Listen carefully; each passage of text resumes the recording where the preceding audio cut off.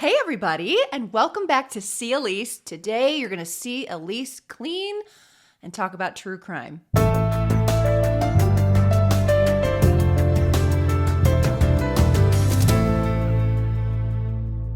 Welcome back to another episode of Cleaning and Crime. If you're new here, my name is Elise, and I love to listen to true crime while I clean my house. So since those are my two loves, I've merged the two, and every week I post a new motivating cleaning video while at the same time I sit in a little bubble and I tell you about a true crime case that's interesting to me. Cleaning and crime. If you're watching this on YouTube or TikTok, you'll be seeing a time-lapse video of me cleaning my house so that you can body double with me or just to give you some extra motivation while you listen to today's true crime story. However, if the cleaning footage happens to be too distracting for you, or if you'd just rather listen to your true crime and not watch it, check out the Cleaning and Crime podcast wherever you listen to your favorite podcasts. Today's true crime case is about Casey Anthony. Oh, Casey Anthony, and the death of her daughter, Caylee Anthony. So let me tell you about Casey Anthony and all of her BS while I clean my house. Cool? Cool. This story about Casey Anthony and her 2-year-old daughter Caylee is a wild ride. And the Caylee Anthony murder trial was huge. It became a pretty messed up tourist attraction in Florida. And it's often compared to the O.J. Simpson trial, both because of its widespread media coverage and because of the shocking verdict at the end. And it led to Casey Anthony becoming the most hated woman in America.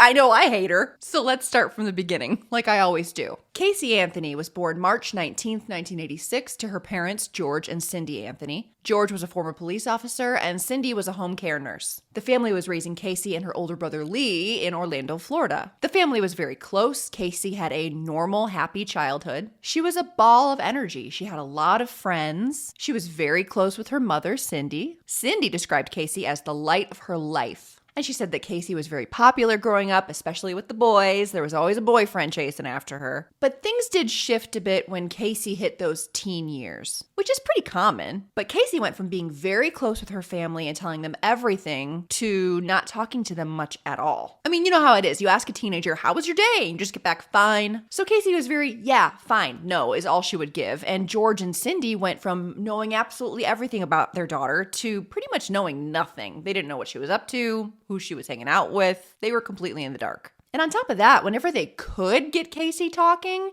she began a habit of lying all the time. Lies upon lies about random shit. And she didn't just lie about little stuff. She lied about big stuff too. Like, for example, as Casey's high school graduation approached, George and Cindy started planning a graduation party for her. They sent out invitations. They planned the whole damn party. And then they kept asking Casey for details about the ceremony. Like, hey, where's the ceremony? Is it at the school? What's the exact date? What time do we need to be there? And she would just shrug, not answer, ignore them. She was just not giving them any straight answers. So eventually Cindy called the school, and it was like a few days before graduation. So Cindy calls the school, and the school informs her then that Casey was not even able to graduate. She was failing most of her classes. And they're like, how were you unaware that your daughter was failing and not graduating? Casey had probably been going to the mailbox and stealing report cards and letters home. So Casey knew she wasn't going to graduate, and she still let her parents plan the whole damn party. What the hell? What was her plan? What was she going to do come graduation day? Rather than repeat those classes, Casey decided to drop out of high school and get a job at Universal Studios in the Hard Rock Cafe. She continued living at home with George and Cindy, and she seemed to be doing well in her job. She seemed happy, and George and Cindy were supportive. In January 2005, Casey started dating this guy, Jesse Grund. So now she's got her job, she's got a nice boyfriend. Everything seems to be going well. Then later that same year, at age 19, Casey became pregnant. Initially, she kept her pregnancy a secret while she decided what her plan was. Casey ended up confiding in a friend about her pregnancy and told her friend that she was thinking of giving the baby up for adoption. Then she could maintain her lifestyle the way it is, nothing would change. She just wasn't ready to become a mom. Now, Casey is short and petite. She's very slim. She's about 5'1", and she tried hiding her belly under baggy clothes. But around the 7-month mark, it was pretty hard to hide. So at 7 months pregnant, that's when she went to Cindy's work and told her, Mom, I'm pregnant. And she told her mom that she had kept it a secret because she was afraid she was going to be mad at her. But Cindy told her, I love you. You're pregnant. I'm going to be a grandma. That's awesome. But then when Casey and Cindy went home to tell George about the pregnancy, that's when Casey let it slip that she was planning on finding a family to adopt the baby. And George and Cindy were pissed. They were like, Absolutely not are you giving up the baby for adoption. They told her you can keep living at home and we will help you raise the baby. We'll help you with the costs. We'll help you with everything, but you cannot give up the baby for adoption. Caylee didn't initially say who the father was, and George and Cindy didn't press her on it. But at some point, Caylee started lying about that too. Sometimes she would say the baby's father was her boyfriend, Jesse. Sometimes she would say she didn't know who the father was. Once she told Cindy that it was some random guy who died in a horrible car accident.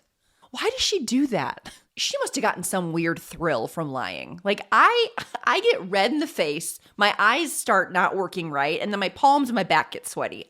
I'm not built for lying. Anyway, there was some family drama because George and Cindy and Caylee decided to keep the pregnancy a secret from Casey's brother Lee, despite the fact that he lived in the house with them. And he didn't even find out that Caylee was pregnant until a few days before she delivered the baby. And when he found out the whole family had kept this secret from him, he was really hurt and offended. And he was so mad that he didn't even go to the hospital when Caylee went into labor. Caylee had her daughter on August 9th, 2005, and named her Caylee Marie Anthony. Caylee told her boyfriend Jesse, guess what? You're the father, perhaps. And he was very excited. He loved Caylee, so he was like, yay. And a few months later, on New Year's Eve, Jesse proposed to Caylee so they could take a stab at being a real established family. And Caylee was like, okay, I think maybe she wasn't super excited because perhaps she knew deep down that Jesse wasn't the baby daddy, which is awkward. But she didn't tell him that. So Caylee is newly engaged and Caylee is a few months old. And it's at this point that Caylee hired a nanny named Zenaida Fernandez Gonzalez to help out with childcare. But Caylee called this nanny Zanny for short. Cindy was like, why do you have a nanny now? Like, where'd you find her? How can you afford this nanny? Caylee told her mom that there was a coworker that she worked with at Universal Studios who introduced her to his ex-girlfriend, Zanny, and that he was paying for Zanny to watch both his kid and Caylee's kid. So Cindy was like, so this random guy that I've never met and never heard of is paying for someone to watch your kid. Okay, whatever. Jesse, the fiance, was starting to become suspicious of Caylee. She was acting a bit erratic. She was kind of getting wild, going out and partying all the time. He was starting to wonder if Caylee actually wanted to settle down and get married. He just didn't recognize her anymore. And he was also starting to wonder if he was indeed the father. So he had a DNA test done, and guess what? Jesse was not Caylee's father. Jesse was devastated and he ended up breaking off the engagement and dumping Caylee. So some time goes by after the breakup and Caylee turns 21 and she decides that she is ready to go out and start dating again. So Caylee started going out all the time. She was hitting the bars, hitting the clubs, going out dancing with her friends, staying out late, the stuff that you do when you're 21. Out at the bars, Caylee meets this super hot guy, Tony, an aspiring DJ. The two hit it off, and Caylee and Tony started dating right away. Tony lived in an apartment with a bunch of guys, some of which were also aspiring DJs, and Caylee would bring Caylee over all the time just to hang out, play video games, maybe drink, maybe do a little bit of drugs. And then wherever Tony was DJing that night, that's where Caylee would go too. Caylee and Caylee were still living at Cindy and George's, and so when Caylee would go out, Cindy and George would take on most of the child rearing responsibilities. Caylee had her own room at Cindy and George's. They bought her clothes, they paid for her food, and they would take care of her most of the time when Caylee would go out. As Caylee became a toddler, the partying really ramped up. Caylee was going out all the time, sometimes staying out all night, not calling, not coming home at all. And then Caylee would just randomly show up back at Cindy and George's and Cindy would be like, what the hell, Caylee? Where the hell were you? Caylee would be like, oh my God, Mom. I was just out. God. So George and Cindy started to get annoyed. Then on June 15th, 2008, Cindy, George, Caylee, and Caylee, they're just having a wonderful summer day, hanging out in the backyard, swimming in the family pool, relaxing and having family time. But when the evening rolled around, George and Cindy confronted Caylee about her attitude and her behavior, and they challenged her parenting, or lack thereof. They were basically like, get your shit together. You're going out too much, you're partying too much. We told you we'd help you with Caylee, not do literally everything. Caylee was pissed. Everyone yelled, everyone argued. Eventually, the arguing fizzled out and everyone went to their respective rooms for the night. But in the morning, Caylee packed up Caylee and all their shit and they left. They left, moved out. Now, Caylee and Caylee were planning on leaving this day because Caylee had a work trip in Tampa, but Caylee was so pissed she decided she didn't want to come back after the trip, so she packed up all their shit. And her and Caylee drove off in the car that George had gotten Casey. And then Casey gave George and Cindy the silent treatment. Now, Casey did not actually go to a work trip in Tampa. She went straight to DJ boyfriend's house. And Tony, the DJ, and his roommates all said that when Casey showed up that day on June 16th, Caylee was not with her. And that day, June 16th, 2008, when Casey and Caylee drove off, was the last time Cindy and George saw Caylee alive. Casey ended up staying with her boyfriend Tony for the next month. Eventually, Casey would answer the phone when Cindy called her, but she refused to go back to the house or see them in person. And she was continuing her drinking and partying lifestyle. One of the roommates that lived with Tony later told police that when Casey and Tony first started dating, she would bring Caylee over to the house all the time. And then as the weeks went on, she was bringing Caylee over less and less. And by mid-June, Caylee never came over at all. Whenever she was asked, hey, where's Caylee? She would say either she's with the nanny or she's with her grandparents. Casey seemed totally normal, and none of the roommates suspected that anything strange was going on. Whenever Cindy would call Casey, Casey would seem annoyed and be like, I'm fine. And whenever Cindy would ask about Caylee, she'd be like, hey, how's Caylee doing? Can I talk to her? Can I see her? Casey would always say no, and she'd make an excuse for why Cindy couldn't talk to her, like she's napping or she's with the nanny. Meanwhile, during this time, Casey was living it up. Her MySpace page was full of photos of her partying, going out to bars, dancing on bar tops, taking shots with her friends. She competed in a hot body contest at one of the parties that her DJ boyfriend threw. And she also posed for pictures of her new tattoo that said Bella Vita, which means beautiful life. Like, I get it. I was in my early 20s too. But Casey hit it pretty hard that month. Like, she was trying to make up for lost time. In July, a few weeks after Casey and Caylee had bounced from George and Cindy's house,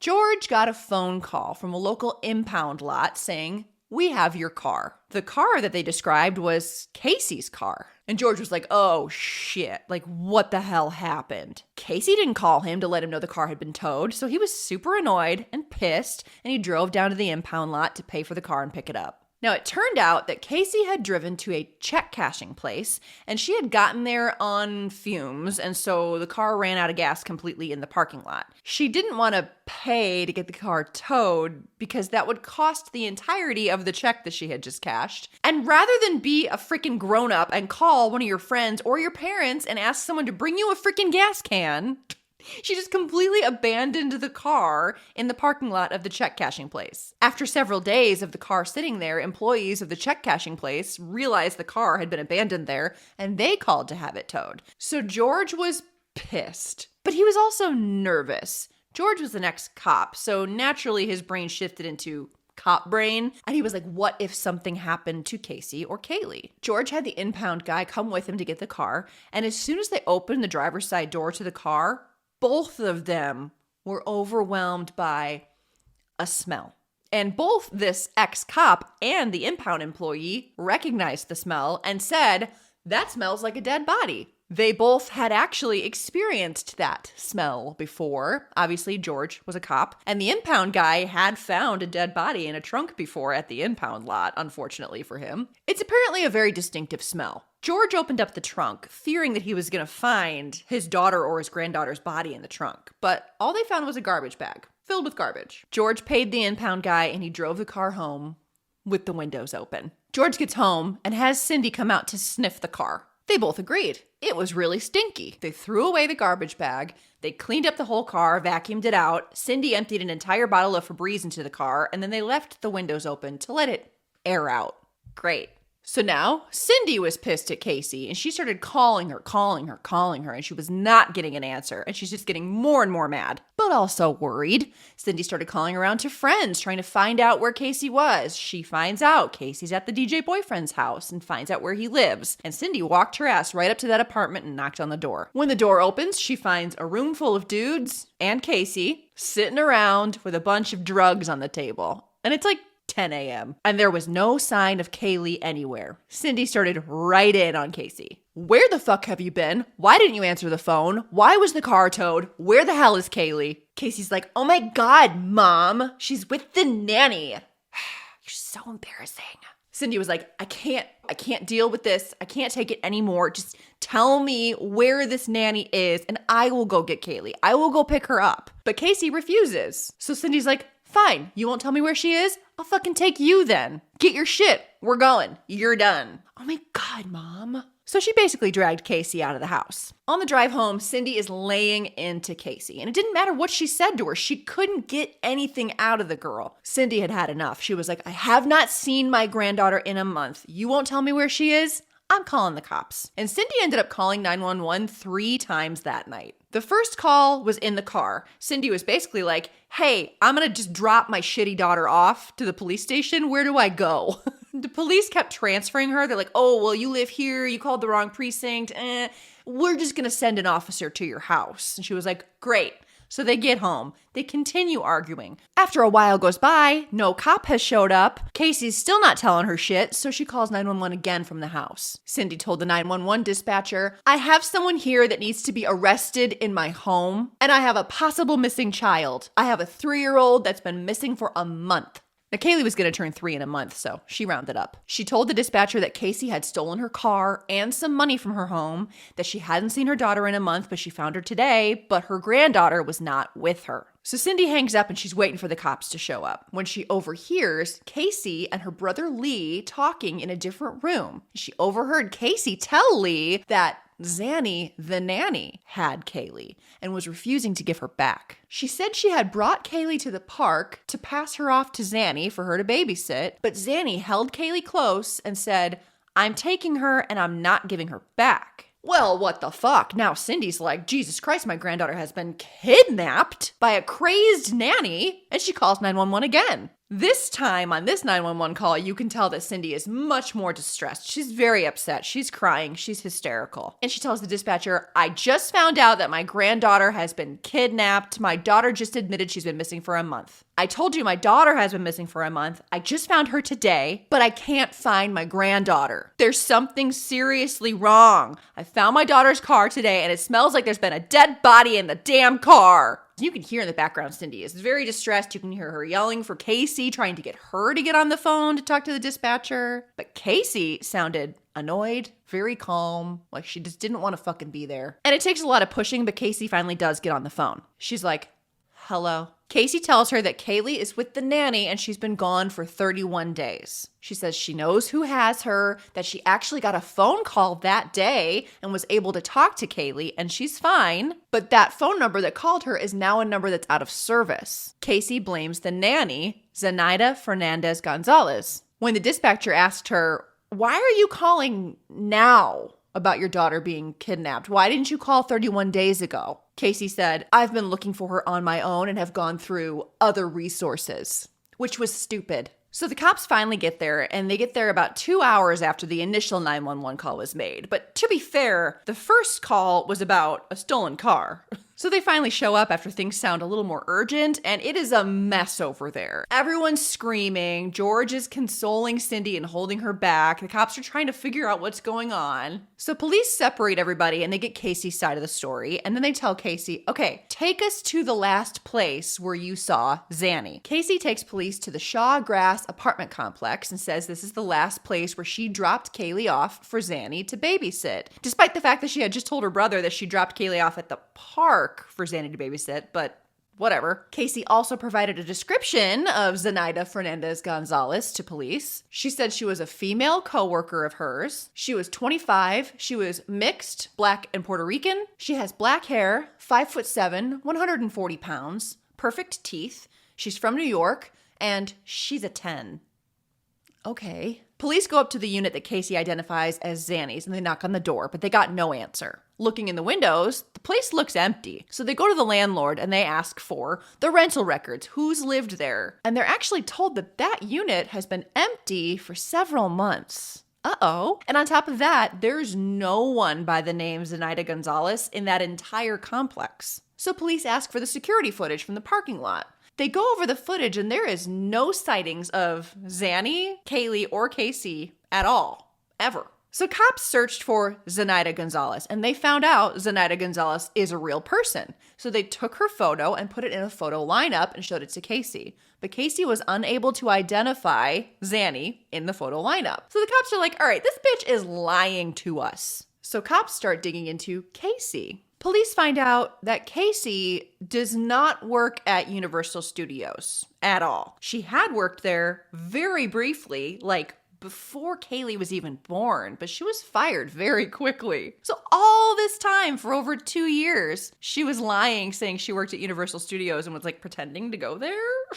But the cops keep that evidence to themselves, and they told Caylee, bring us to your work and introduce us to your boss and those other coworkers that know Zanny. So they go to Universal Studios, and Caylee waltzes right up to the employee entrance and acts like she's gonna be buzzed in. Initially, the security guard was like, there's no Caylee Anthony that works here. She's like, oh yeah, no, yeah, I do. I work here. Call my manager. Here's his extension. There was no such thing as that manager or that extension. Now, eventually, a manager came out and saw this girl and all these cops and just kind of like let them in. And Caylee starts leading these police officers in a maze through all these hallways. She's waving at people. Oh, hey. Everyone she's saying hi to is giving that look like, hey, like, who the fuck are you? And she just leads them through past all these doors until, oops, she turns into a dead end. There was kind of nowhere to go. So she stopped, turned around, looked at the cops and said, I don't really work here. What was her fucking plan? Was she... So she gets caught in her lie. They bring her down to the station and cops start laying into her. They're like, thinking she's gonna spill the truth now that she's been caught, right? But no, the officers are all super weirded out by Caylee. Like, she's kind of aloof, very calm. She wasn't acting like someone whose daughter has been missing for a month. You know what I mean? So they decided to up the stakes. And right there, it's July 16th, they arrest Caylee for child neglect and obstruction of justice and lying to the police, thinking that's going to scare her thoroughly into spilling the truth. But it doesn't work. After they arrest Caylee's parents are brought in for questioning. And when cops question Cindy, they ask about the car. They were like, we heard on the 911 call that you said the car smelled like a dead body. But now, suddenly that Caylee had been arrested, Cindy was shaken up. So she told police, well, when I cleaned out the car, there was a pizza in the trunk and it was full of maggots. So that would account for the smell.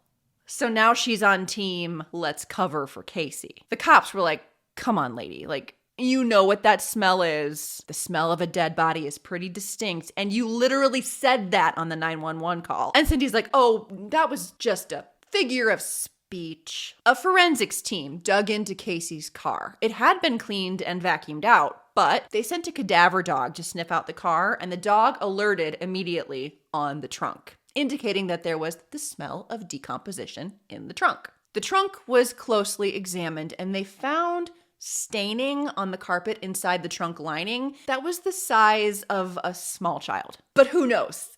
It's also the size of rotting pizza, you know? Forensic analysis of the trunk's carpet found putrefaction gases consistent with decomposition. And they also found higher than normal levels of chloroform, indicating that perhaps chloroform was used maybe to knock Caylee out. They also found a few strands of human hair. The hair was tested using mitochondrial DNA, which is the kind passed down by your mother. And the test indicated that the hair definitely belonged to either Cindy, Caylee, or Caylee. The hair was longer and lighter than Caylee's, and it was not color treated, so it was not Cindy's. So it had to be Caylee's. On some of those hairs, they found a decomposition band up by the root, which is a dark circle that can form on a decomposing body, because your hair keeps growing after you die.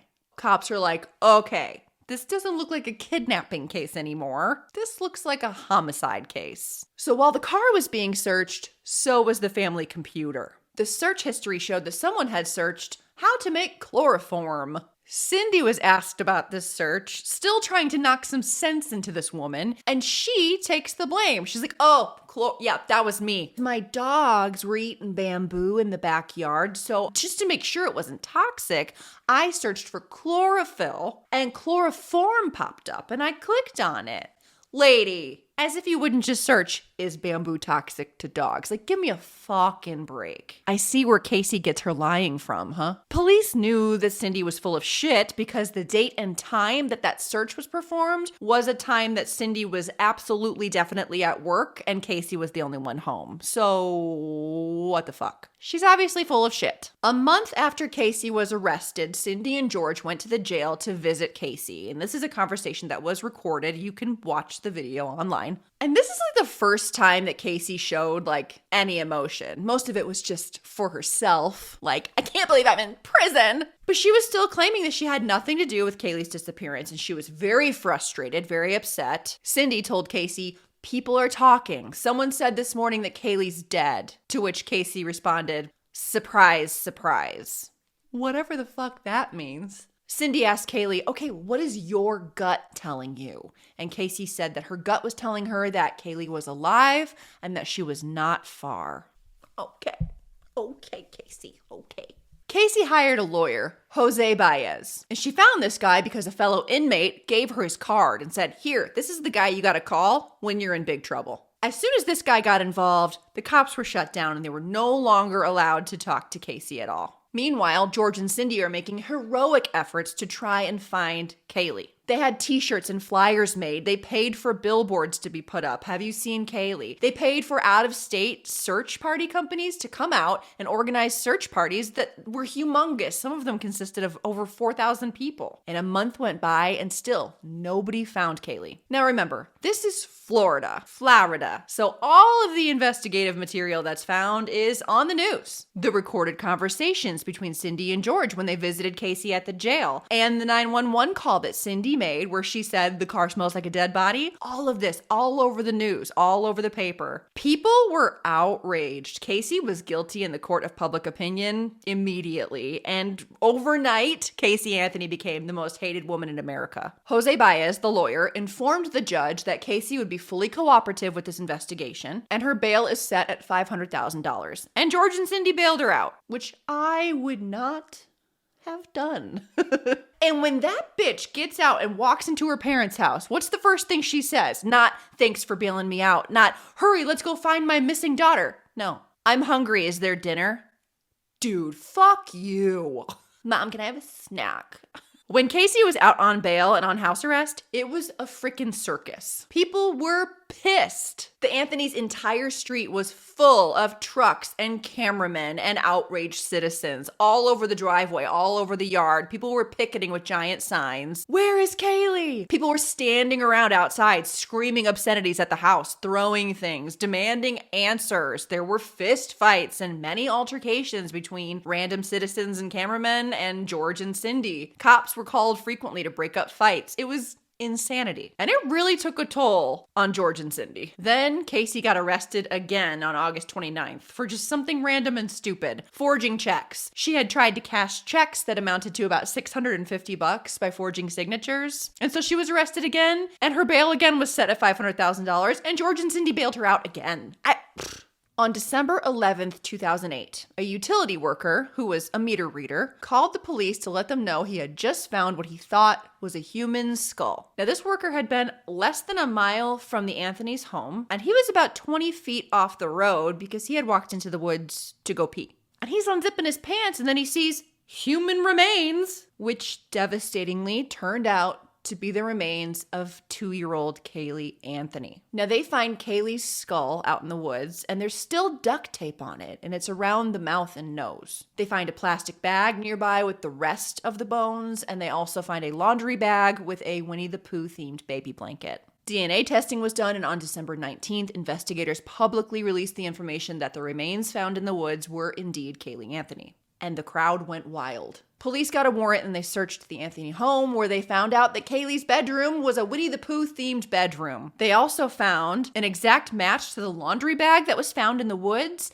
and that particular laundry bag was only sold in pairs, and the Anthony home only had one. So, Obviously, Casey Anthony was arrested right then and there and charged with first-degree murder of her daughter, Caylee. Now, this story and this trial was huge. It's often compared to the O.J. Simpson trial because of how much coverage it got. It was always on TV. You could not escape it. The media was tearing into the entire Anthony family. Cindy was publicly stating that her daughter was innocent and the media was eating her alive for it. George did not handle it well at all. And on January 23rd, 2009, George actually drove to a hotel and attempted suicide. George swallowed a buttload of pills and also drank a bunch of alcohol. And then he wrote a 5-page suicide note on the hotel stationery pad in the room that ended with, "Caylee, here I come." Police had been called to do a wellness check when nobody heard from George, and they found him despondent in the hotel room. He was rushed to the hospital, and he did make a full recovery, only to have to suffer through the worst trial ever. Trial prep took forever, and the trial didn't even start until May 24th, 2011. Jury selection was an issue in this case because everyone in the area had already basically decided Casey was guilty. It would have been very difficult to find an impartial jury from the immediate area. So rather than take the trial and move it elsewhere,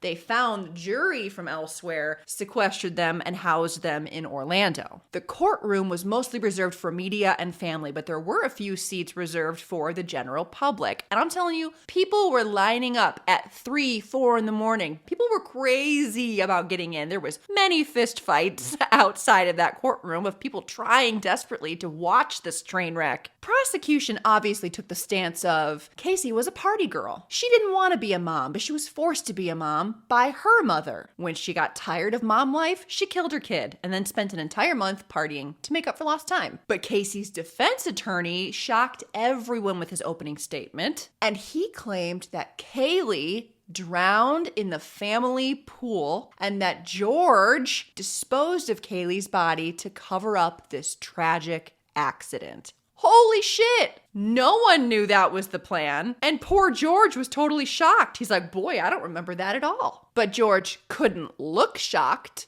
because George and Cindy were initially told they couldn't be in the courtroom. However, as Caylee's grandparents, they were entitled to be in the courtroom. So they were instructed to not show any emotions at all. And if they do, they would be kicked out. And media ripped into George and Cindy for being emotionless, even though they were literally not allowed to show emotions. And the public had already been speculating that George and Cindy were involved in some sort of cover-up. And the defense attorney played into that. And that really put fuel on the fire. And then it got even worse. Casey's defense team basically went the route of creating reasonable doubt. They just needed a plausible alternative. And they also needed to explain their biggest obstacle, which was Casey's lying. So the lead defense lawyer stands up and says, yes, Casey lied. And Casey began this lying behavior because George, her father, began molesting her at the age of 8, and she lies to cover up the pain. Oh my God. They went after George so hard and blamed everything on him, and the poor guy had to sit there and show no emotion as they threw him under the bus. And just for the record, no, I personally, in my opinion, don't believe any of the shit that's been said about George. I miss you, sweetie. I know that. I miss you too. You've been a great dad and you've been the best grandfather. Don't for a second think otherwise. But that's just my opinion. And like everyone else's. Oh, and then on the news that night, everyone was going wild. Everybody was talking about it. And then Nancy Grace would get on every night screaming about Tot Mom. And we were all watching. Tot Mom, Casey Anthony on trial for the murder of her 2-year-old little girl, Caylee. For 31 days, she didn't report her daughter missing. Tot Mom now going after her brother and father relentlessly. A little girl was murdered.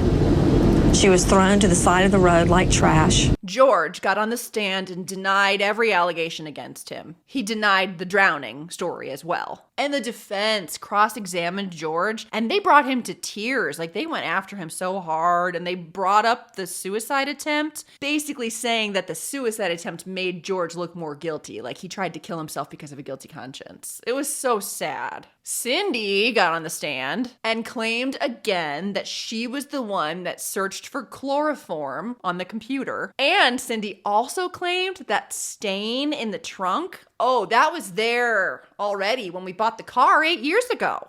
Cindy was struggling, okay? Like, trying to grapple with the fact that your granddaughter is dead and trying not to lose your daughter, you know? Baez, the defense attorney, was forbidden by the judge to mention the unproven molestation claims in his closing arguments. So instead, he focused on how there was no concrete evidence that linked Casey directly to Caylee's death. And on July 5th, 2011, after almost 6 weeks of testimony, 400 pieces of evidence, and almost 11 hours of jury deliberation, Casey Anthony was found not guilty of first-degree murder.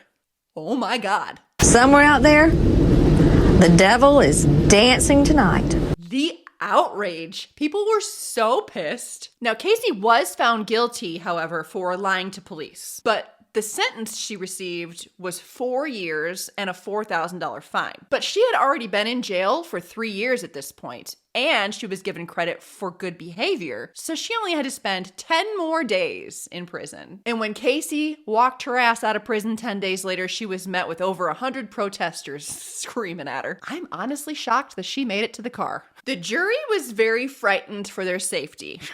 During the trial, their names were sealed, but as soon as the trial was over, their names were released to the public, and they got lots and lots and lots of death threats. And I guess during the trial, the jurors were discussing the case, which is a no-no, and one of the jurors was allegedly selling information to an online blogger. The whole thing was a huge mess. One male juror spoke anonymously to People after the trial and said none of the jurors liked Casey at all. She just seemed like a really terrible person. But he said the prosecution just did not give them enough evidence to convict. But 10 years later, that same juror still regrets his decision and says it still haunts him to this day. Now, in my opinion, I need to say that so no one comes after me. In my opinion, Casey Anthony killed her kid and she got away with it.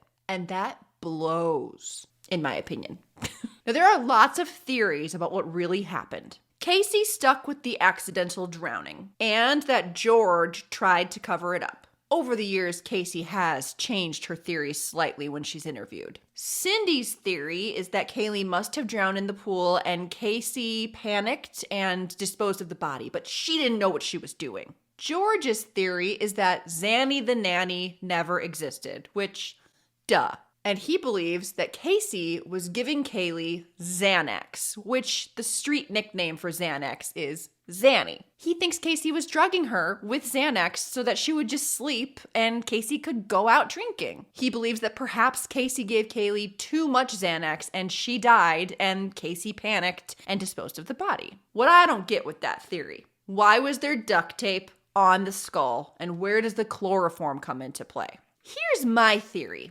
I do believe that Casey was using Xanax or Zanny as a babysitter. But I also think that that day when Casey took Caylee and left Cindy and George's house, that's when she decided to kill Caylee because her parents weren't going to help her with the girl anymore. And that was the deal. So I think after rigorous searching for how to make homemade chloroform, she possibly gave her some Xanax, then chloroformed her so she would go to sleep, then put duct tape over her mouth and nose to suffocate her, but it would happen in her sleep, so she wouldn't suffer. Then I think she disposed of her body in the woods and went on a bender for a month and partied and got tattoos. That's my theory. The real Zenaida Gonzalez, because she was a real person, filed a defamation lawsuit against Casey. She said that the whole thing had very negatively impacted her life and that she even lost a job over it. And the organizations that helped organize those giant search parties, they wanted some of their money back too. So everybody was just suing Casey left and right. So to get out of all this, Casey just filed for bankruptcy. And then all the cases were thrown out, which sucks. Casey apparently filed for bankruptcy twice, and she was unable to pay her lawyer. So since she couldn't pay him with money,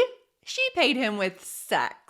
Great. An investigator with Baez's defense team once stated that he stumbled upon Casey butt-ass naked in Baez's office. And I guess Casey and her lawyer had a bit of a relationship during and after the trial. Ew. In 2017, so like 6 years later, more evidence was revealed, which is crazy to me. More search results on the family computer were revealed, including the fact that chloroform was searched for 84 times, as well as searches for foolproof suffocation. It was also determined that 48 hours before Caylee was arrested, that their internet search history was deleted. Also in 2017, Caylee did an interview, which you can watch online, where again she changed her fucking story. She claims that the morning Caylee died, Caylee woke up, remembers saying goodbye to her mom, who then went to work, and then she went back to sleep. When she woke up an hour or two later, Caylee was missing. In that 2017 interview, Caylee is asked how she sleeps at night, which I just love. And Caylee says that she's fine with herself and she sleeps pretty good at night and she doesn't give a fuck what anybody thinks about her. She was also asked if she really believes George had something to do with Caylee's death, and Caylee said, "He was with her when I saw her last, and she doesn't know what happened after that." In 2022, so just recently, Peacock released a docuseries, Casey Anthony, Where the Truth Lies, and it was pretty controversial, and people were talking about it. In the series, Caylee said, quote, "The only person in the world that matters to me still is my daughter, but I'm still defending the fact I didn't hurt her," end quote. And Caylee blames everything on her father, and she claimed George and her brother Lee both were sexually abusing her. She said, quote, "When I was 8 years old, my father would start to come into my room at night," end quote. And she also claimed that her brother Lee started coming into her room when she turned 12 and that the abuse from both continued until she was 15.